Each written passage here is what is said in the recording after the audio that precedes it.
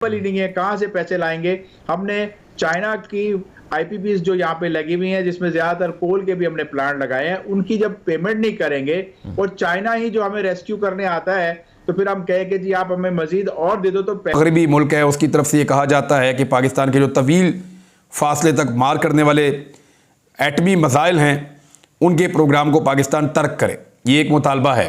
फिर चौथी दे देते हैं, यही चलता जा रहा है। तो अब प्रॉब्लम ये है कि पैसा लाएं तो कहां से लाएं।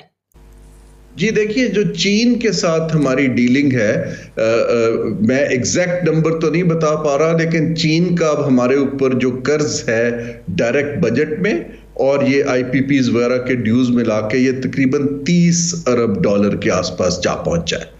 नमस्कार दोस्तों, चाइना ने श्रीलंका को जिस तरह से बर्बाद किया था, उसी तरह से अब पाकिस्तान का नंबर आ गया है। क्योंकि श्रीलंका में जिस तरह से चाइना ने पोर्ट पर पोर्ट बना कर श्रीलंका की ऐसी तैसी कर दी थी, अब पाकिस्तान को भी इसी पैक के चक्कर में चाइना नीलाम करने वाला है। क्योंकि पाकिस्तान पर चाइना का इतना सारा कर्ज हो गया कि पाकिस्तान सारा बिक जाएगा। इसी वजह से पाकिस्तानी काफ़ी ज़्यादा घबरा रहे हैं, क्योंकि चीन ने पहले तो श्रीलंका को डिफ़ॉल्ट करा दिया, अब पाकिस्तान को भी डिफ़ॉल्ट करा सकता है, क्योंकि पाकिस्तान पर कर्जा बहुत ज्यादा चीन का हो चला है। पहला अकलमंद आदमी तो ये कहेगा ना कि पिछले पैसे तो दो जो मैंने इन्वेस्टमेंट। श्रीलंका को बैंकरप्ट इन्होंने ही तो किया सर, बुरा ना मानिएगा। श्रीलंका को तो चाइना ने ही बैंकरप्ट किया ना, एक तरह से। लोग कहते हैं, मुझे नहीं पता, मैंने तो यही सुना है कि बेवजह के एयरपोर्ट और फजूल की पोर्ट सिटीज और फजूल की इन्वेस्टमेंट्स करवा दी श्रीलंका की, श्रीलंका बर्बाद हो गया।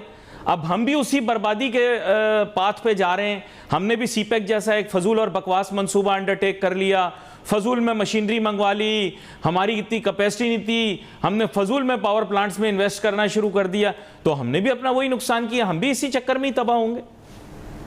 देखिए, कोई भी किसी भी मुल्क को तबाह करने में किसी गैर मुल्क का असर इतना नहीं होता जितना हमारा अपना खुद का होता है। आपने श्रीलंका की मिसाल दी, श्रीलंका को भी श्रीलंका के राजाओं ने उसको इस पोजीशन पे पहुंचाया कि वो डिफॉल्ट हो गया। वो भी पॉपुलर डिसीजन कर लेते रहे, वो भी उन्होंने हर चीज मुफ्त दो आवाम को और इलेक्शन जीते रहो, और ऐसे प्रोजेक्ट उन्होंने स्टार्ट कर दिए इंफ्रास्ट्रक्चर के जिसकी डिपेंडेंसी फॉरेन के ऊपर थी। अगर एयरपोर्ट चलाना है तो वो भी फॉरेनर्स लैंड करेंगी, फ्लाइट्स आएंगी तो आपका होगा। पोर्ट आपने इतना बड़ा बनाया कि उसके पास अगर वेसल्स आएंगी तो आप चलेंगे ना। लेकिन आपको ये देखना चाहिए तो उनको भी, राजाओं को, कि आपके रीजन में एक बड़ा जो है यूएई की जबल अली की पोर्ट, यूएई पोर्ट है, फिर साथ ही आपके इंडिया बहुत बड़ा शिपिंग इंडस्ट्री बन चुका है, उसके बाद सिंगापुर उस रीजन में है। तो इन बड़े बड़े जिनों के होते हुए श्रीलंका जैसा जो क्या पिद्दी और क्या पिद्दी का शोरबा कि वो अपनी पोर्ट को चला पाएगा, नहीं चला पाया और रेवेन्यू की कमी हुई और आखिरकार वो पोर्ट भी उनको नहीं, जैसे हम हम्बन टोटा, जैसे वो लोग श्रीलंका वाले हम्बन टोटा के पीछे पड़े रहे, हम भी जमीन का एक टोटा जिसका नाम गवादर है, हम उसके पीछे पड़ गए। हम हम्बन टोटा के चक्कर में, उन्होंने कहा जी हम्बन टोटा बहुत जबरदस्त हो जाएगा, तो हम्बन टोटा करते करते श्रीलंका ठप हो गया। अब आप गवादर जैसा टोटा लेकर शुरू हो गए कि ये जमीन का टोटा हमारा दुनिया का पता नहीं बेस्ट पोर्ट है, पता नहीं क्या है, ये है वो है। उस पागलपन में खुद को तबाह कर लिया। देखिए, वही मैं बता रहा हूं कि आपको जब गवादर का पोर्ट आपने बनाया तो इसको सबसे बेस्ट इसका यूज ये था कि इसको ट्रांजिट के लिए और यहाँ पर जो आपका जो CIS कंट्रीज तक का जो आपकी सेंट्रल एशियन रिपब्लिक्स हैं वहां तक की जो आपकी एक्सपोर्ट और ट्रांजिट के लिए आपको फैसिलिटी देनी थी, लेकिन आपने उसके ऊपर काम ही नहीं किया। और फिर ये देखते हुए भी कि आपके पड़ोस में जो है अफगानिस्तान में क्या सिचुएशन है, तो वो कैसे वर्केबल होगा, डूएबल होगा, इसको सोचा नहीं और प्लानिंग इतनी बड़ी कर दी। सर, मैं एक चंगडू भी गए हैं और जितने बड़े बड़े शहर हैं चीन के वहां पर गए हैं। सर, आपको पता होगा कि ये सब कुछ जो है ये ईस्टर्न चाइना में है। वेस्टर्न चाइना एक रेगिस्तान है। अगर मैं बाई रोड आज बीजिंग जाना चाहूं तो मैं नहीं जा सकता। अगर मैं सीपेक की सड़क पर चला भी जाऊं तो मैं इस रेगिस्तान को शायद उरुमची से आगे चंद शहरों तक ही जा सकता हूं। ये सड़क भी फजूल, ये रोड का रूट भी फजूल।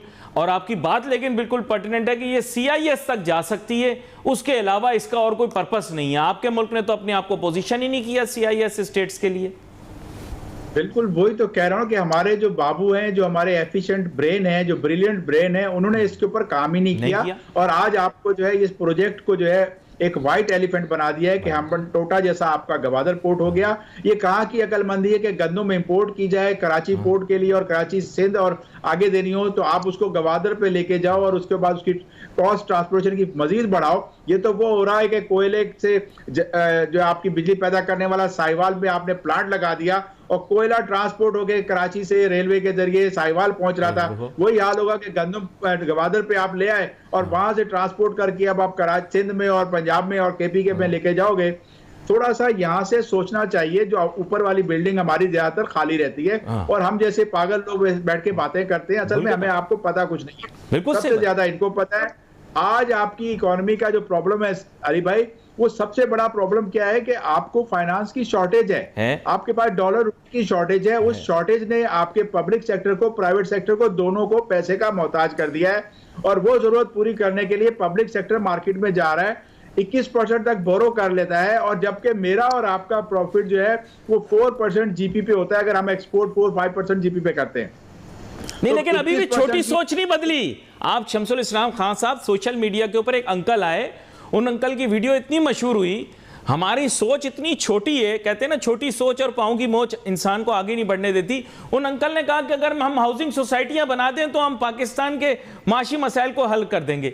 यानी हमारी सोच भी है तो इतनी छोटी, इतनी सतही, प्लाट बेच दो, फ्लैट बना लो, अपार्टमेंट बना दो, हाउसिंग सोसाइटियां, यानी इससे आगे हम बढ़ते ही नहीं हैं। देखिए यही तो फिलिस्तीनी सोच है हमारी। हाँ, इस हमारी ये सोच। और दूसरा चाइना की जब आप मिसाल देते हो, चाइना ने क्या किया कि वहां पर भी अर्बन एरिया में रूरल एरिया से माइग्रेशन काफी हो रही थी और एक वक्त आया कि बड़े बड़े शहरों में आबादी बढ़ गई, तो उन्होंने क्या करा कि जो रूरल एरिया थे वहीं पे शहर जैसा माहौल बना दिया, वहीं पे कॉन्डोमिनियम बना दिए, वर्टिकल बिल्डिंग थी, वहां पर मॉल बन गए, हो गए जिम, स्विमिंग पूल के साथ। तो उन लोगों ने मन में आज भी हमने सोसाइटियां बना के अपने रिसोर्सेज जो डेड एसेट है हमारे, उसको हम यूज नहीं कर रहे। 88 नहीं, इनकी सोच इससे आगे नहीं जाती। रियल एस्टेट में प्लाट, इनकी प्लाट, शादी हाल, केटरिंग का बिजनेस, बस इससे आगे इनकी सोच ही नहीं है। स्कूल बना दो, मतलब इससे आगे नहीं बढ़े ये कौम आगे बढ़ ही नहीं सकती। शमसुल इस्लाम खान साहब, आप मेरे साथ जिद कर रहे हैं, आप कह रहे हैं कि पोटेंशियल है, ये लॉन्ग टर्म में बना ले। सर, ये प्लाट से आगे बढ़ने वाली कौम ही नहीं है। बात वजह यह है अली साहब कि मुझे और आपको जो रिप्रेजेंट कर रहे हैं वो किस स्कूल ऑफ थॉट से हैं, क्या उनका सोच है, वो तो वही करेंगे ना। अगर गांव में जो है कच्चे मकान से पक्की कोठी बनाने का अगर रिवाज होगा तो वहां से उठ के जो एग्रेरियन बैकग्राउंड का पार्लियामेंट में जाएगा वो आके कहेगा कि शहर में भी कॉलोनियां बनाओ। यकीन करें, मैं पंजाब में पूरे में घूमा, मेरा ताल्लुक बड़े सूबे से ही है और मेरे आबाओ अजदाद आके सरगोदा टिके थे, लेकिन मैं आपको बताऊं वहां पे हर एक का ख्वाब, मैं पूछता हूं तेरा ख्वाब क्या है, कहता है प्लाजा बन जाए मेरा। अब आप मुझे ये बताइए कि प्लाजा की सोच से आगे जिसकी ना सोच हो तो फिर वो मुल्क आगे कैसे बढ़ेगा माशी तौर पे। बिल्कुल, इस सोच को बदलना होगा। और हमें जो सबसे अलार्मिंग हो रहा है, हमारी एक्सपोर्ट आज क्यों कम हो रही है कि सरमाए की किल्लत है। एक्सपोर्टर्स को महंगा सरमाया अगर मिलेगा तो वो एक्सपोर्ट कैसे करेगा जब उसकी प्रोडक्ट नहीं बिक सकती। इंटरेस्ट रेट आपका 21% पे पहुंच चुका, बैंक मिला के 24-25 पे आ जाएगा, फिर आगे फिर आपका इंटरेस्ट रेट बढ़ेगा। तो आप एक्सपोर्ट को, जहां एक तरफ बातें करते हो कि एक्सपोर्ट और रेमिटेंस की इनफ्लो बढ़ाने हैं, लेकिन साथ ही आप उसको डिप्रेस कर रहे हो। अब जब 30 अरब डॉलर्स में से अगर आप उनसे रोल ओवर भी मांग रहे हैं और मजीद पैसा मांग रहे हैं, तो वो कहते हैं कि जो हमारी कमर्शियल कंपनियां हैं जिन्होंने आईपीपीज लगाए हुए हैं, आप उनके पैसे को तो ना रोकिए और जो हमसे आपने मदद लेनी है उसको आप दोनों को लिंक ना करें। देखिए ना, अगर आप चीन से पकड़ के उनका ही पैसा वापस दे देते हैं तो इसका मतलब ये है कि जो कारखाने कमा रहे हैं पैसा, उनसे तो पेमेंट नहीं हो पा रही। इस वक्त इन्वेस्टर को उन्होंने ये बताना है कि जो आपने इन्वेस्टमेंट की है रिटर्न उससे आ रहा है। अब ये एक सूरत हाल हमारी बड़ी चिकन एंड एग की हो गई है। लेकिन मैं अभी भी इस चीज में पुरुमीद हूं कि अगर IMF का हमारा अप्रैल के पहले हफ्ते की बोर्ड मीटिंग में चला जाता है और पाकिस्तान बायलैटरली खास तौर पे चीन के साथ बैठ के अपनी डेट के ऊपर एक प्लानिंग करता है और हम उनको वैलिड ऑप्शंस देते हैं कि जनाब हमें समझ आ रही है कि हमारी एक्सपोर्ट्स ओवरनाइट डबल नहीं हो जाएंगी, लेकिन हम आपको एसेट्स में स्टेक देने पे तैयार हैं, शेयर्स देने पे तैयार हैं। हमें एक वैरायटी ऑफ डीलिंग करनी पड़ेगी खास तौर पे चीन के साथ, अदरवाइज दुनिया का एतबार हमारी मैक्रो इकोनॉमिक फ्रेजिलिटी पर इसी तरह का रहेगा और प्रेशर्स बढ़ते चले जाएंगे। तो अब जी ये 4 कंट्रीज जो है उनका निकाला है, यानी कि लकी ड्रॉ में उनका नाम निकला है और उसमें कतर है और इसके अलावा वैसे कुवैत क्यों नहीं है, पता नहीं, कुवैत वाले मुझे लगता है कि थोड़े खड़ूस किस्म के हैं तो कुवैत से निकाल गया, लेकिन सऊदी अरब, यूएई, कतर और चाइना, ये 4 वो खुशकिस्मत कंट्रीज हैं जो हम मोमिनों की मदद करेंगे। और उसके बाद जो है वो वैसे खुद भी, मैं 2-3 तो खुद भी मोमिन है, लेकिन ये कि मोमिन है तो फिर मेरा ख्याल है मुश्किल से ही पैसे निकालेंगे, इसलिए कि मोमिन पैसा नहीं निकालता। तो इसी वजह से तो हम बार-बार भाग-भाग के काफिरों के पास जाते हैं, कभी वर्ल्ड बैंक के पास, कभी आईएमएफ के पास, तो कभी चाइना के पास। इसलिए कि जो मोमिन है वो हमें पहचान जाते हैं, वो कहते हैं कि बस, ठीक है, या बीबी निकलो। तो अब देखते हैं जी क्या होता है, पैसे देते हैं या फिर कहते हैं या अभी भी निकलो।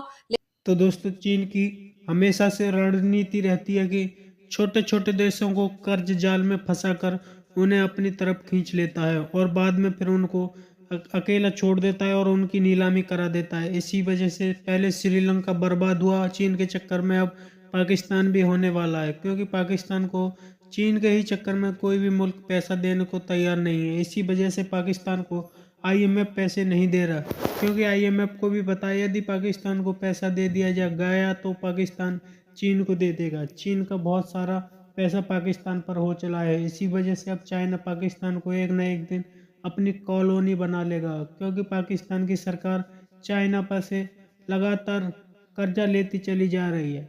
पुराना कर्जा वापस नहीं करती, उससे पहले नया ले लेते हैं। तो चीन पाकिस्तान पर अब कब्जा करने वाला है, क्योंकि श्रीलंका को जिस तरह से चाइना ने डिफ़ॉल्ट कराया था उसी तरह से अब पाकिस्तान को भी करा सकता है। आपकी क्या राय कमेंट में ज़रूर शेयर करें। यदि आप चैनल पर नए हैं तो चैनल को सब्सक्राइब करें, वीडियो पसंद आए तो लाइक करें, कमेंट करें और शेयर करें। जय हिंद, वंदे मातरम।